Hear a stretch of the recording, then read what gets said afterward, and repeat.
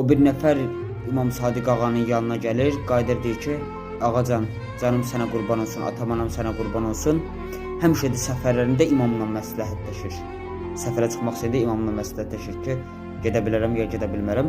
Bu səfər də səfərə çıxmaq istəyir, qayıdır deyir ki, ağacan, mən səfərə çıxıram dostlarla, bilmək istəyirəm, yəni məsləhətləşirəm ki, səfərə çıxım ya yox. Xeyrimədir bu səfərə çıxmaq ya yox. İmamdan soruşur, imam deyir ki, getmə. Bu şəxs qayıdır dostlarının yanına. Dostlar deyir, niyə səfərə çıxmırsan? Xeyriyyədir səfər, yaxşı qazanacaqsan, bəlkə bu səfər yaxşı qazandın. Neysə, imamın sözünü kənara qoyub bu dostları ilə gedir. Yaxşı qazancla gəlir. Gəlir imamın yanına, salam aleykum ağa. Ağa deyir, aleykum salam. Deyir, ağa deyir ki, sən bilmək istəyirsən ki, nəyə görə mən sənə demişdim getmə? Deyir, bəli ağa, onun üçün gəlmişəm. Deyir, dünən ki, sən sübhü qəzaya vermişdin, sübh namazı qəzaya vermişdin.